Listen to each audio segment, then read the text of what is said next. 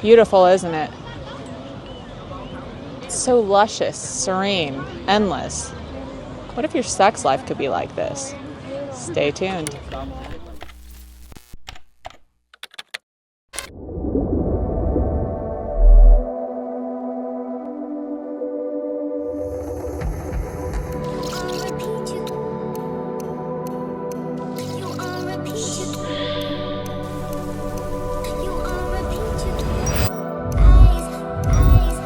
Welcome to the Life in Red podcast. This is a way of life that emphasizes positive sexuality, self-love, and confidence. On this journey, red is now your new color. Be courageous. Be passionate. Be sexy. And never stop living your best red life. So now I have one question for you. Are you ready to live your life in red?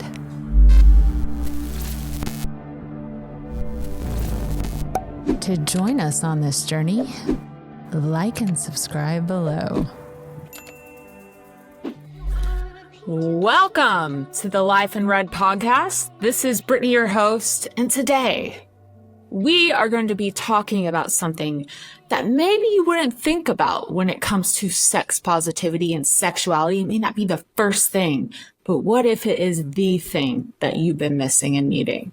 We're going to get into a little bit of psychedelic plant medicine healing that can help you possibly where you are stuck, whether it's your sense of smell, sense of touch, or sense of, not happening. So today I'm joined with the amazing, rare individual, Marisa Skolky. Thank you so much for being on, Marisa. Thank you so much for having me. And I'm grateful to be here. We are grateful to have you. We, as in, I guess there's multiples of me, but we are great. And I just want to introduce her to you guys so you can kind of understand who we're talking to. So basically, Marisa, you own Beyond Limits Expressive Arts Therapy, LLC. And in this practice, I'm going to tell you guys what she is involved with. It is so crazy when I heard about her. She was referred to me through a friend. And she deals with integrative healing, and she's an integrative healing arts practitioner and also does psychedelic integration. So amongst, I'm sure, many other things, because there was this list of things that you work with underneath the umbrella of that practice. How did you get into this line of work? Yeah, the work that I do is incredibly deep and transformational, and it combines somatic body-based experiential therapies with different types of sacred plant medicines. And I got into this because I had been working as an assistant vice president of a top insurance brokerage for almost 13 years, burning myself out, scared to slow down, feeling depressed, not in alignment, living with a lot of fear.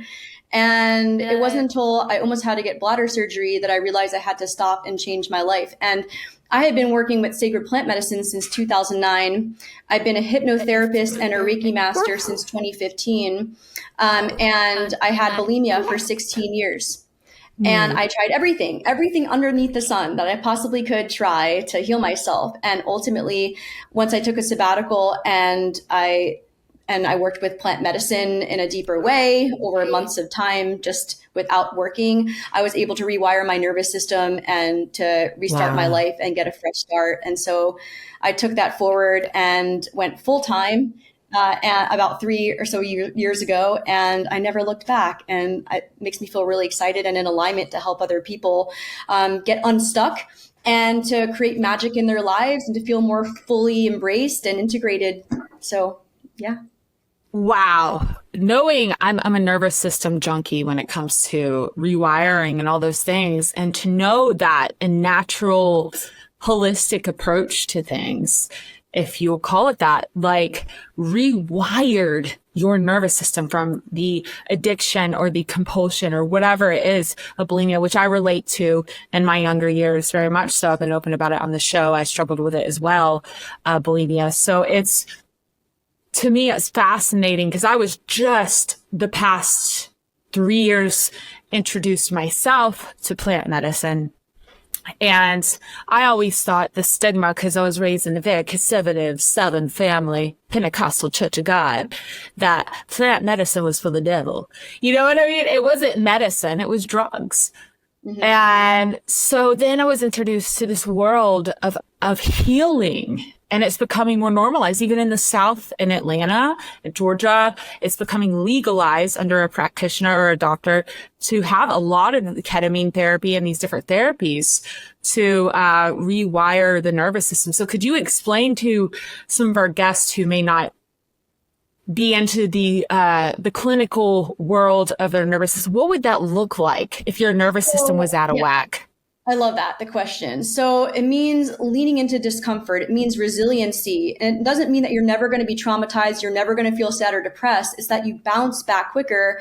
You can integrate your tools and you can show up for yourself no matter what. So we learn radical acceptance, how to grieve your inner child that has been through so much trauma. We learn how to trust in love rather than fear. We make space for stillness. And we lean into our creativity and our emotions with a sense of courage and openness and trust. And that is part of the process of softening our protective mechanisms that are keeping everything at bay, that are keeping things safe and contained, so that that change isn't happening too fast, so that we don't feel like our amygdala is, our fight or flight part of our brain is triggered. So when we take psychedelics like MDMA or psilocybin or ketamine, something like that, then our protective mechanisms are starting to quiet down. We have more space in our nervous system to create relationship with the different parts of ourselves that might be really stuck or might be really scared, really need to be seen and witnessed. So it's a lot of inner child work. It's a lot of noticing how the body is unconsciously responding to your life. So great example. If someone gives you $200 and your body starts turning away and your shoulders start going like this and you're like, oh, are you sure? It can give you the posture of the body can give you an understanding of your unconscious beliefs about your life. Ooh, so I love that. Your subconscious mind from a body-based perspective, from the bottom up instead of the top down. We're not thinking our way through things. We're experiencing things so we can have a felt sense, which will lead to a felt shift. If I give you a kitten and I put it in your lap and you pet it, it's a different scenario than if I told you about the kitten that you were going to pet, right? It's a more integrative change. Yes. It's the that makes embodiment sense. piece that helps people shift their nervous systems. It's not, I'm going to think my way into feeling calm, which, you can try that, but it's going to be much more effective if you can start paying attention to what the body is doing and why, and start to go deeper with that, with loving awareness and support and guidance. That is fascinating. And now that we have like the foundation of essentially what we're going to target if we're working with you, Marisa. I mean, because it's such a broad thing. And this show is about sexuality. I noticed you said something, and I have heard this quite a few times, but we haven't had someone really dive into this and the holistic world, how sexuality is linked to our creativity. And we do have creativity traumas, why we have those, all that. How is sexuality linked to our creativity? Well, it's all kind of around the same sort of energy center in our body, the sacral chakra. And that area is responsible for our creativity and our inspiration and our sexuality. And oftentimes, that playful curiosity energy is sort of stored there. But if we don't have a sense of safety and security, it's going to be hard to open up to our creativity. So by tuning into bodily sensations and reactions, my clients learn how to recognize early signs of distress, and we develop strategies to help them manage it. And because the body stores a lot of the trauma. Oftentimes people with sexual trauma and sexual abuse, they might have inability to be super creative because they've got a lot of blockages in that center. And, especially as someone that is a woman that has that genital, that womb space, that we are able to bring not only life into the world, but we can manifest things really quickly, and we could use our sexual power in order to use that force, the orgasmic energy, to create and manifest what it is that we want to create. And that is super empowering and exciting. It is super exciting. And I know from my personal past, I had issues with orgasm. I do have sexual trauma from the past that I have hugged and still hugging. But I did notice that there was a lot of blockages in receiving, and in that womb space, and my creativity. It was very interesting. Listen to this. So I knew I was always told when I was younger, before said trauma, I was one of the most creative children that my mom said she'd ever met. But trauma happened. And so what I was really good at is helping others with projects, helping others with inspired ideas. But motivation for self did not exist. There was no motivation, no inspiration for self to create. I couldn't tap into it until the plant medicine regimens opened doors, along with other modalities that I was practicing, and an intentionality of, I want to do this for me, but I know that there's a block there. I set that intention to the universe. I don't want this anymore. I'm ready. Like, I want to create for me. And so you get to this point, and let's say I run into someone like you, and with your practices, I'm like, listen, Marisa, I'm blocked. I'm inspired for others, but not for self. Then what? What journey do you take me on with you, with what you do?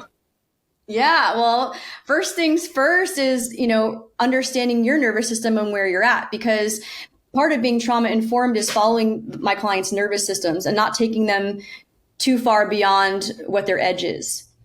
So, for example, like, as far as sexual blocks and creativity, I do expressive arts therapy. And so some of that is drawing, some of that is painting, some of that is dialogue and writing, making a song for the part of themselves that feels sexually blocked. Maybe that part is a character and we can name it and create a song for it. Or perhaps maybe we need to act it out and do some form of emotional release techniques, like a technique called aspecting that I like to do with my clients. I've got all sorts of tips and tricks and tools to help people deeply connect with themselves so that they can start to notice when they do feel blocked and implore, a tool that they can use, whether that's rocking or creating safety in their system so that they can open up.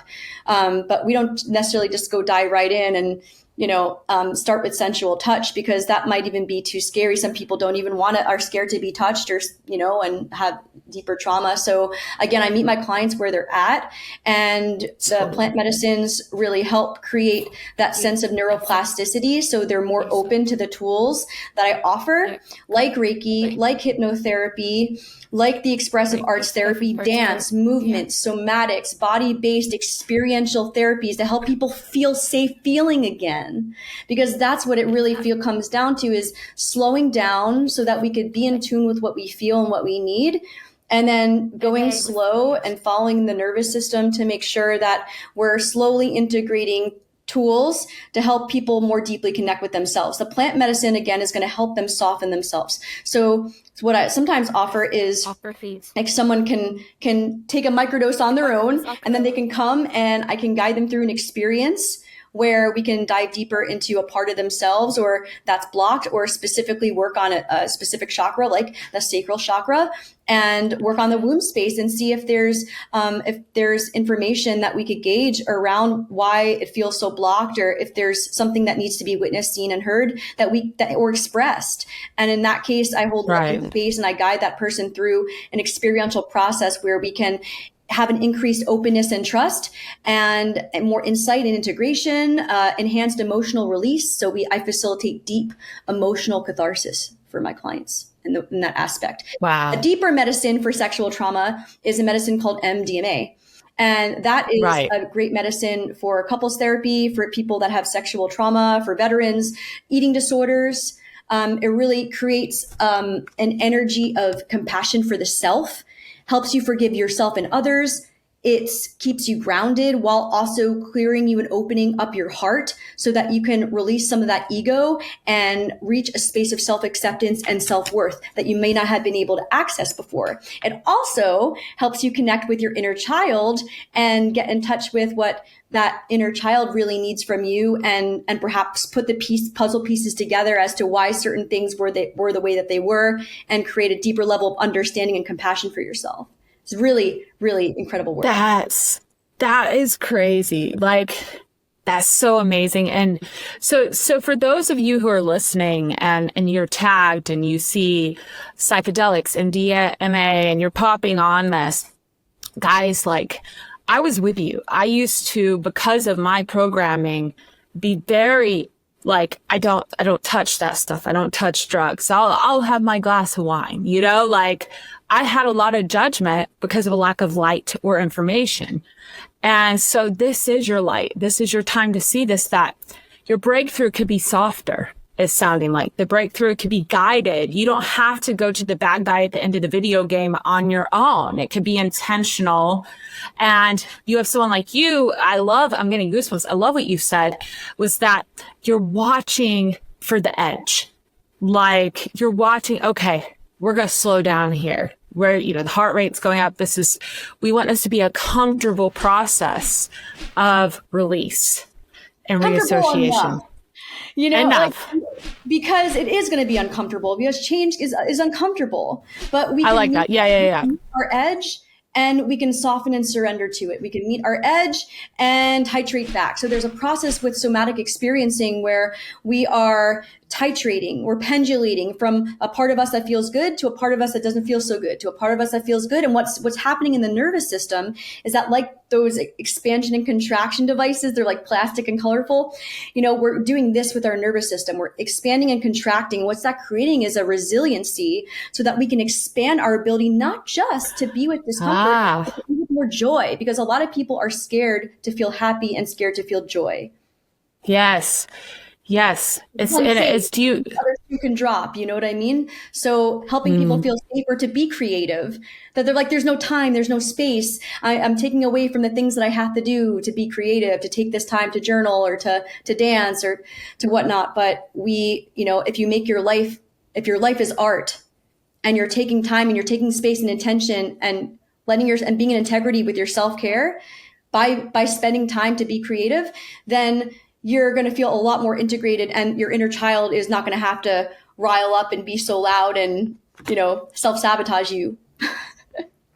Well, yes, my little redhead inside. Now I have a redheaded daughter, so I always joke, because South Park used to say they had a half a soul. So I always say my inner child's a secret little redhead. She's like, no, but I love her. But the point that you were saying about like the psychedelics and the drugs part, and how that was kind of taboo. And I want to talk to that about how sometimes there's a myth that alternative medicines are not safe. And so, like anything, it's important to have a trusted facilitator. And the studies through Max and Johns Hopkins and Emory are showing that through careful screening and working in combination with a team of psychedelic-friendly peers and doctors, that they can actually treat mental health conditions like PTSD, depression, anxiety, sexual trauma. And I believe that there are 3 elements that are essential for a safe practice, and that's psychological safety, environmental safety, and the expertise and experience of the facilitator that's holding space. And that's where a lot of my clients are coming specifically to me, because I've got experience since 2009, both clinical and experiential training, working with indigenous elders in both Costa Rica and Mexico, working with plant medicine. So I come from a very vast background of experience, and I do things very much in integrity and in a space of doing no harm. That's you. So that's what I've always heard, set and setting. You just kind of unleashed what that actually is. So why, just for information purposes, I may know the answer, but why is set and setting and all these things so important when doing psychedelics?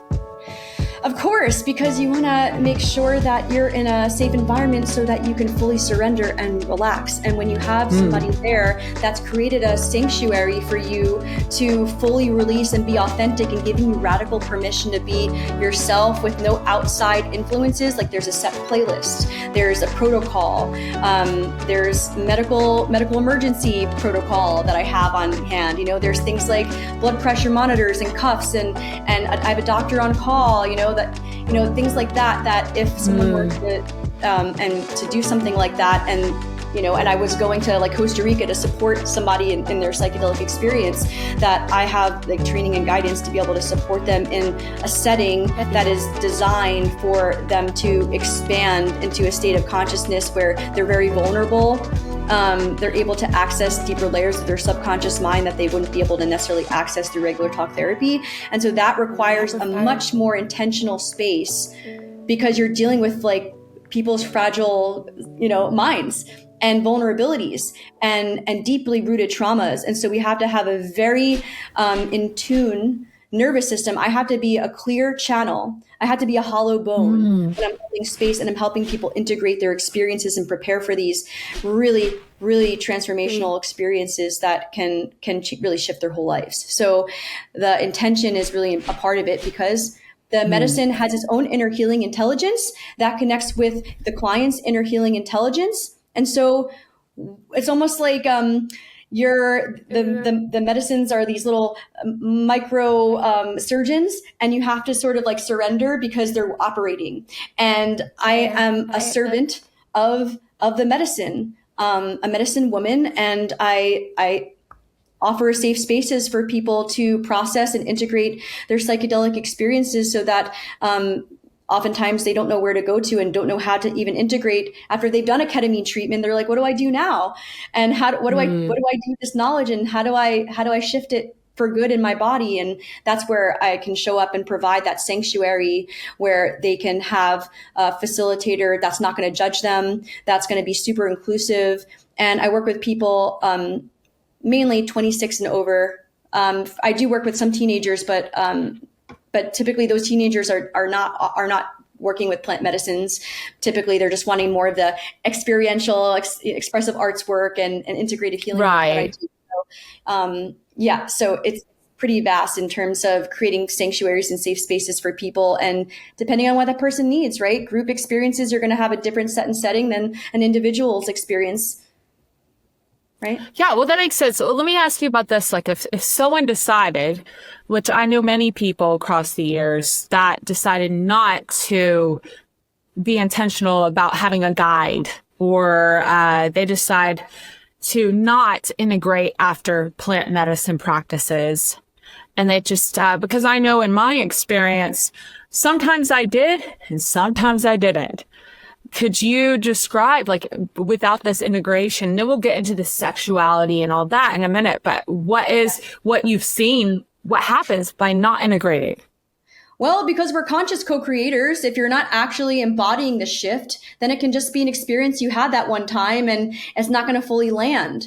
So having someone to help you actually take your insights and put them into real practices through ritual, mantra, and play.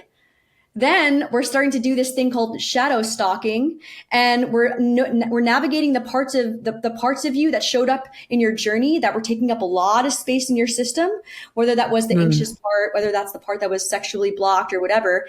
And then we get to work on that part even deeper, allowing it to express itself, move, make a shape, take a color, write a song, work on the energy system. Perhaps it's deeply rooted in intergenerational trauma, and we need to do some sort of soul fragment retrieval work on you. So the integration is the most important part of a psychedelic experience, because that's where the real work starts. And the medicine opens up the portal, but it's up to you to step through and actually do the work to integrate the experiences. The plant medicine gives you opens up the portal, helps you soften yourself so you can see the truth. Now, what are you going to do with that truth? It's just like Captain Planet used to say, the power is yours. No, but no, seriously, you got to do the work. It's like, it's amazing. Your life could completely change, like how you perceive the world. Right. How do you perceive the world? And integration is a nonlinear process, just like the cyclical nature of everything. Mm-hmm. So I just wanted to mention that too. People are like, oh, I did this journey and now I'm good to go. And it's like, there's still work to be done. Well, it's like, and I always preach to myself, because I stopped preaching to others as much. It's like, I had an addiction to doing the work. So like for me, it came down to, what kind of quality of life do I want? Okay, I noticed this reflection of me in this mirror of this person is showing a life, however they're perceiving life. I know that I would like to perceive life that way. What is holding me back from that? Then I go in. But it's like this obsession with continuing to dig up dirt and this and that. I feel like sometimes some things, people could get addicted to that. Healing and healing and healing and healing. But it's like, what kind of perception do you want to view life from? Do you want to be insecure all the time? Do you want to stay bulimic? Do you want this? What do you want? Because until you don't want it, I don't care what it is. It's hard to make the change. You have to want the change. Do you agree? Or what do you feel about that? Yeah. Yeah. It's just interesting. I definitely feel that way. Yeah.